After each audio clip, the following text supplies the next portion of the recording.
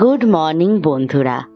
আজকে হলো রবিবার, আর আজকে রবিবারের দিন, ছুটির দিন। সকাল সকাল তো চিয়া সিডসের খাওয়াটা হয়েই গেল। আর আজকে আমার তো বর এসছে, তো সকালবেলায় আমরা কি করলাম, উঠেই আগে সবজিগুলো কাটতে শুরু করে দিলাম। কারণ আজকে দেখো, প্রথম কথা তো রোববার, রান্না বান্নাটা একটু হলেও বেশি হয়। মানে আজকে কিন্তু আমি হাবিজাবি কিছু রান্না করার ইচ্ছা নেই। কেননা প্রথম কথা, গরমটা তো সাংঘাতিক পড়েছে, আর কালকের থেকেও আজকের তাপমাত্রা আরো 2 ডিগ্রি বেশি। মানে কালকে 40 ডিগ্রি ছিল, আজকে দেখাচ্ছে 42 ডিগ্রি তাপমাত্রা, তাও ভোরবেলা থেকেই। মানে 7টাও বাজেনি তো রোদের মানে একটা পুরো বিশাল রোদের একটা তেজ। তো সকালবেলায় দেরি না করে ভাবলাম আমরা যে সবজিগুলোই কাটতে অনেকটা সময় লাগে, কেননা টুকিটাকি তো একটু আধটু রান্না করছি, যাতে একটু হয়, কিন্তু হালকার ওপরে। হ্যাঁ, আর বেশি হাবিজাবিও করছি না। আজকের রান্না কি কি হবে তোমাদের রান্না করতে করতেই বলবো। আর আজকে তোমাদের সাথে আমি আমার মনের কিছু কথাও শেয়ার করব। হয়তো তোমাদের মনেও সেই কথাগুলো জন্মেছে, বা তোমরাও ভেবেছো হয়তো যে কেন এটা হয় না, বা কেন এরকম। তো সেই নিয়ে আমি তোমাদের সাথেও কিছু কথা শেয়ার করব। কিন্তু আজকে, এখন এই মুহূর্তে নয়, মানে আজকেই শেয়ার করব, কিন্তু আমি সেটা পরে শেয়ার করব তোমাদের সাথে। আর আজকে সকালবেলা থেকেই মানে চার্লিও খুব অ্যাক্টিভ মোডে রয়েছে। যেহেতু ওর পাপা এসে গেছে, আজকে তোর বেজায় খুশির দিন। হ্যাঁ, তার মধ্যে দেখো মা তরকারি করছে, আর ও কিরকম সবজির সামনে গিয়ে এখান থেকে ওখান থেকে শুধু এটা ওটা নিয়ে দুষ্টামি করার চেষ্টা করছে। তো এই করতে করতেই আজকের দিনটা তো আমরা শুরু করলাম, আর আস্তে আস্তে আরও অনেক কিছুই করব, যেটা তোমাদের সাথে শেয়ার করব। আর তোমরাও কিন্তু অবশ্যই দেখবে। আচ্ছা, তোমরা কিন্তু আমার ভিডিওটা অবশ্যই শেষ পর্যন্ত দেখো, কোথাও স্কিপ করো না যেন। কেননা ভিডিওর আমি ঠিক সুযোগ পেলেই শেষের দিকে হোক বা মিডিলে হোক, তোমাদের সাথে সেই কথাটা শেয়ার করব। আর আমার ভিডিওটা ভালো লাগলে অবশ্যই কিন্তু তোমরা লাইক, কমেন্ট, সাবস্ক্রাইব করবে। এইটা করতে ভুলো না, কেননা তোমাদের এই ভালোবাসাটার জন্যই কিন্তু আমি আর আমার এই বঙ্গরিসা শ্রী খুবই মোটিভেটেড হয় নতুন নতুন আবার ব্লগ বানাতে। আজকের দিনে দাঁড়িয়ে আমার 300টা সাবস্ক্রাইবার হয়েছে। মানে এই কয়েকটাই মাসে আমার 300 সাবস্ক্রাইবার হয়ে গেছে, এতেও আমি ভীষণ খুশি। দেখো, হয়তো কিছু তো পরিশ্রম করছি, কিছু তো করছি, যার জন্য তোমরাও ভালোবাসছো এবং তোমাদের ভালোবাসা আরও বাড়ছে।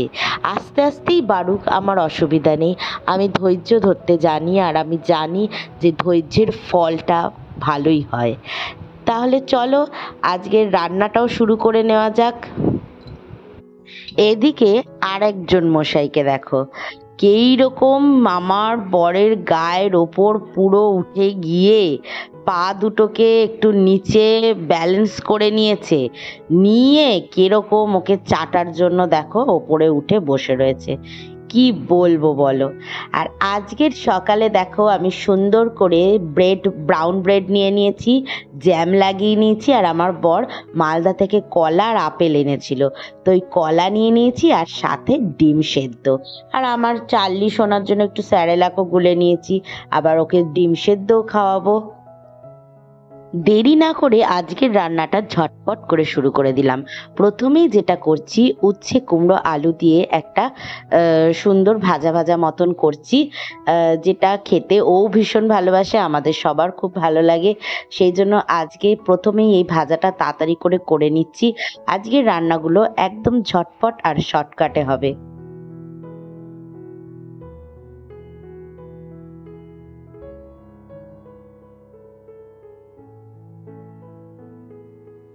উচ্ছে কুমড়ো আলু ভাজা তো হয়ে গেল, এবার কড়াইতে একটু নুন হলুদ দিয়ে তেলের সাথে মিশিয়ে এইরকম পটলগুলোকে ভেজে নিচ্ছি একটু হালকা লাল লাল ব্রাউন ব্রাউন করে।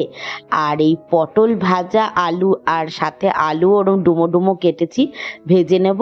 আলু পটল দিয়ে চিংড়ির একটা হালকা পাতলা ঝোল করব। গরমের দিনে না এরকম হালকা ঝোল খেতে যা ভালো লাগে।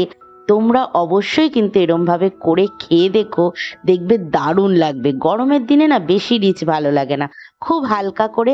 দেখো অল্প তেলে আমি রান্নাটা করছি। চিংড়িটা ভেজে একটু সাইড করে নিলাম, আর ওই তেল দিয়েই তেলের পাশ দিয়ে একটু পেঁয়াজ কুচি দিয়ে দিচ্ছি, দিয়ে একসাথেই নেড়ে নেড়ে এটাকে ভাজবো। সাথে দিয়ে দিলাম একটু হলুদ, অল্প নুন আর একটু ধনে জিরে গুঁড়ো। আমি কিন্তু এই রান্নায় কোনো রকম আদা রসুন পেস্টও ইউজ করিনি, কেন সবসময় আদা রসুন বাটা দিলে যে টেস্ট হয় তা নয়। একটু টমেটো কুচি দিয়ে দিলাম আর সামান্য একটু চিনি দিয়েছি। আর এবার দেখো ওটা ঢাকা চাপা দিয়ে সুন্দর করে নরম করে একটু ভেজে নিলাম। এবার ভালো করে বেশ একটা থকথকে বেশ গ্রেভি গ্রেভি মতন হয়ে গেল। আর সাথে দিয়ে দিলাম চেরা চেরা 5-6খানা কাঁচা লঙ্কা চিড়ে চিড়ে দিয়ে দিলাম। দিয়ে এবার দেখো ভেজে রাখা ওই আলু পটলটাকে দিয়ে ভালো করে একটু নেড়ে চেড়ে কষিয়ে, মানে একটু বেশ ঢাকা চাপা দিয়েও কষাবো। কষিয়ে তারপর আমি জল দিয়ে দেবো।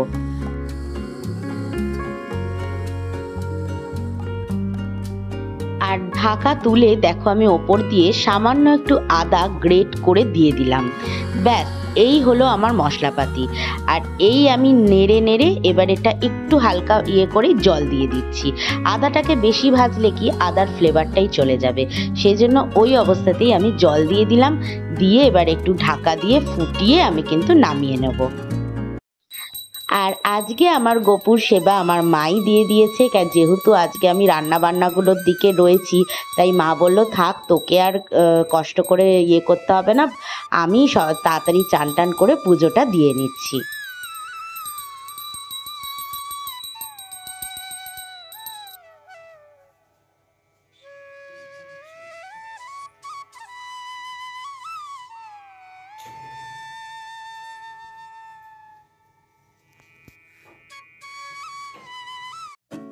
আজকে দিনের বেলার জন্য করছি হচ্ছে কাঁচা কলা আলু বেগুন দিয়ে রুই মাছের ঝোল।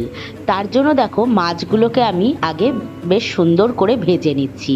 আমার কাছে পেটির মাছ ছিল 4টে, আর মুড়ো ছিল 2 পিস। তো আমি সব কিছুই ঝোলে দিয়েই রান্না করব।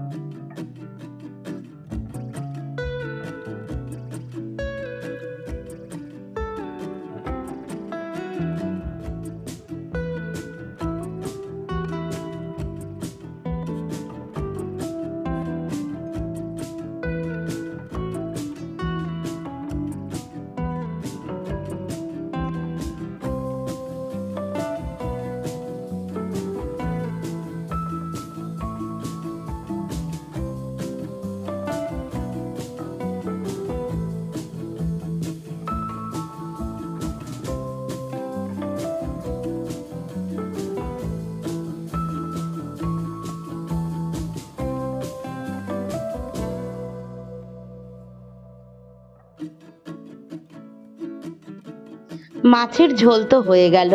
এবার আমি করে নিচ্ছি একটু কাঁচা আম আর টমেটোর একটা টকের মতন বানিয়ে নিচ্ছি। চাটনির মতনই বলতে পারো, কিন্তু এই চাটনি সেই আঠালো চাটনি নয়, বেশ ঝোল ঝোল মতন টকের মতন বানিয়ে নিচ্ছি।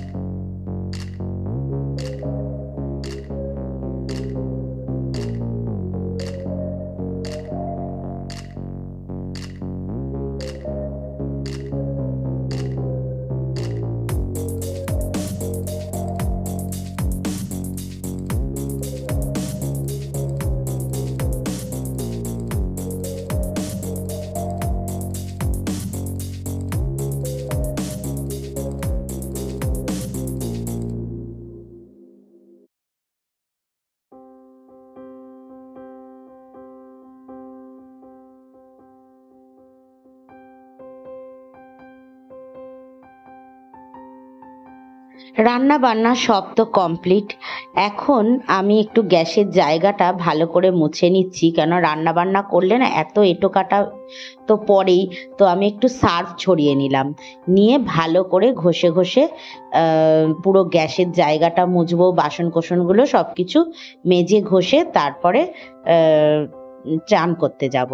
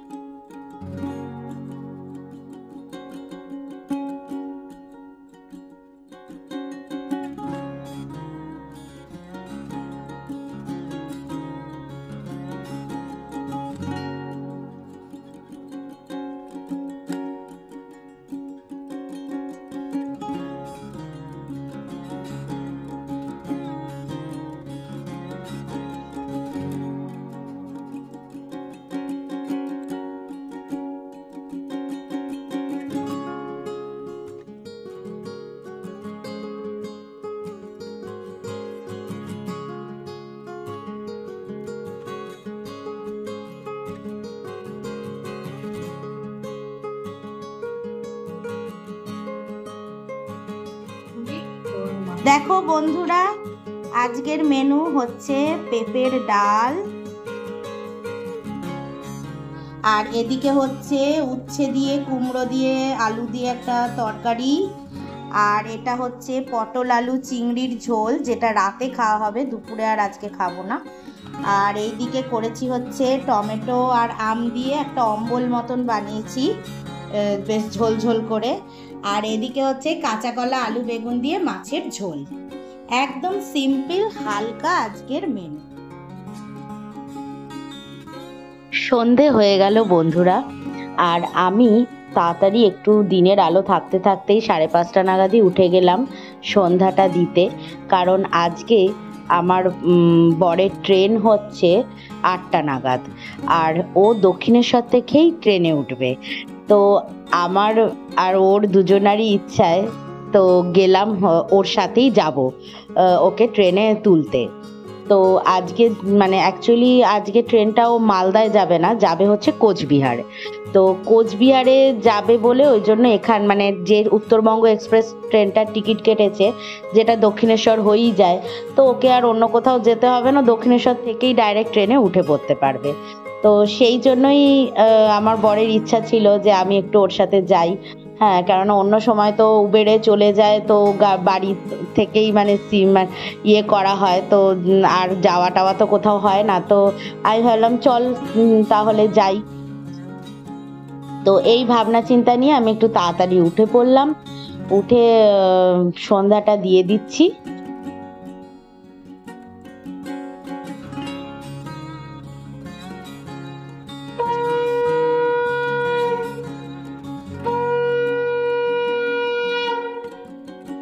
আজকে এখন আমি তোমাদের সাথে সেই মনের কথাটাই শেয়ার করব। এখন আমি আমার বরের সাথে যাচ্ছি বরকে ছাড়তে। তো আমি তোমাদের সাথে এই কথাটাই শেয়ার করব। অনেকেই মনে করে যে, মানে অনেকে বলেও হয়তো যে আমি কেন আমার বরের সাথে থাকি না। হ্যাঁ, আমি তো দেখাই ভিডিওতে বলো যেখানেই বলো যে আমি দেখাচ্ছি যে আমি আমার বরকে ভীষণ ভালোবাসছি, ভীষণ ও এলে আমি কি রান্না করব, কি খাওয়াবো, কিভাবে আদর যত্ন করব আমি বুঝতে পারি না। সত্যি আমি বুঝতে পারি না। হ্যাঁ, আর কিন্তু আমি আমার বরের সাথে গিয়ে কেন থাকি না? আমি কেন এখানে পড়ে থাকি? তো সেই জিনিসটার উত্তরটাই আমি আজকে দিতে চাই। আর যারা এই ফিলিংসটা, যারা এগুলো বোঝে না, তাদেরকেও আমি একটু বোঝাতে চাই। সেটা হচ্ছে যে হ্যাঁ, আমি আমার বরকে ভালোবাসি, সেটা মরার আগে পর্যন্তও ভালোবাসবো। কিন্তু আমার এখানেও অনেক দায় দায়িত্ব রয়েছে। প্রথমতই হচ্ছে, তোমরা সবাই জানো যে আমি আমার মায়ের সাথে থাকি। কেননা আমার মা খুবই অসুস্থ। সে ঘরের সমস্ত কাজকর্ম করে দেবে, সমস্ত কিছু করে দেবে ঠিকই, কিন্তু তার মানে যখন তখন শরীরটা খারাপ হয়ে যায়, যখন তখন মাথা ঘুরে যায়। কেননা তার ব্রেন থেকে কানের একটা ইমব্যালেন্সমেন্ট রয়েছে, যার জন্য তার মাথা টা ঘুরে যায়, যখন তখনই ঘুরে যায়, এবং তখন সে আর নিজের সামলাতে পারে না, নিজেকে পড়ে যায়, অজ্ঞান হয়। তো আমার এটা কর্তব্যে পড়ে যে আমি তার বয়সকালে, তার শেষ বয়সে আমি তার সাথে থাকি। কেননা সে যেমন আমাকে বাচ্চা থেকে এতটা বড় করেছে, এতটা যোগ্য করে তুলেছে সবার সামনে, এত কিছু শিখিয়েছে, তো আমারও এটা কর্তব্যে পড়ে, সে এখন আমার বাচ্চার মতন। সে অলওয়েজ আমার গার্জিয়ান, কিন্তু এখন সে আমার বাচ্চার মতন। তো আমার তাকে দেখাশোনা করাটা সবার আগে দায়িত্বে পড়ে। আর রইলো আমার হাজবেন্ডের কথা। আমি আমার হাজবেন্ডকে যথেষ্ট ভালোবাসি, কিন্তু আমার মনটা ভীষণ কাঁদে ও যখন চলে যায়। আবার যখন আসবে কবে, সেই আশায় আমি পুরো হাঁকপাক করি যে আমি কখন আবার ওকে দেখতে পাবো। কিন্তু আমি ওর সাথে গিয়ে থাকি না এই কারণে, প্রথম কথা, ও যেখানে থাকছে সেখানে একটা ব্যাচেলার লাইফের মতন থাকছে।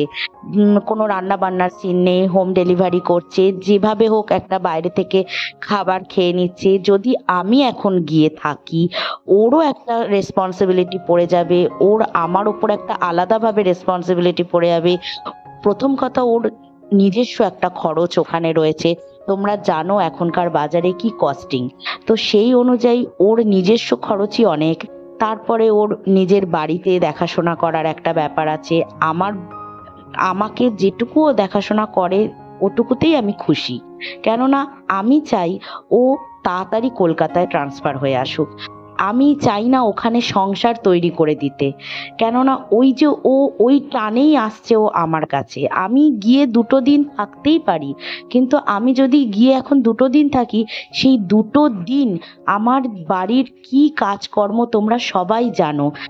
এত গোপাল সেবা, আমার বিশেষ করে আমার ঘরে যে ডগি, যে চার্লি রয়েছে, ওকে দেখাশোনা করাটা একটা বিশাল দায়িত্বে পড়ে। কেননা আমার মা পারে না আর এখন সেইভাবে সামলাতে, ও যা দুরন্ত। তো ওকে সামলানো প্লাস গোপাল সেবা, এত ঘরের কাজ, প্রচুর ঘরের কাজ থাকে, এত কিছু আমার মায়ের পক্ষে সম্ভব নয় করা।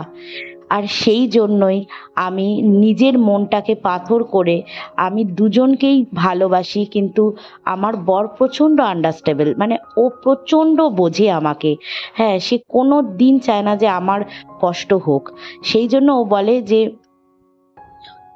ও একটু কষ্ট করে নেবে, কিন্তু মানে আমার ফ্যামিলিতে কষ্টটা হোক, মানে বিশেষ করে আমার মায়ের। আমি চাই না যে শেষ বয়সে আমার মা চোখের জল ফেলে বলুক যে আমার মেয়েটা আমায় দেখে না। তো আমি 10 বছর চাকরি জীবনে ছিলাম ঠিকই, কিন্তু আমি বাড়ির প্রতিও সেই রকমই দায়িত্ববান ছিলাম। তো আজকে আমি চাকরিটা ছেড়েছি বেশ কিছু, মানে মায়েরই জন্য, যেহেতু মা আইসিইউতে ভর্তি হয়ে গেল, হসপিটালাইজড হলো, তার জন্য। কিন্তু আমার বাড়ির প্রতি অনেক দায়িত্ব রয়েছে। আর সেই জন্যই আমি একটু অ্যাডজাস্ট করে নিই। আর আমার হাজব্যান্ড এতটাই আমাকে ভালোবাসে, সেও বোঝে যে এই প্রবলেমগুলো যেগুলো কিনা মানে বাইরের কেউ বুঝবে না। যার জন্যই ওর সাথে আমার বন্ডিং, যার জন্যই ওর সাথে আমার ভালোবাসা। এই ভালোবাসাটা কিন্তু একদম ভেতর থেকে।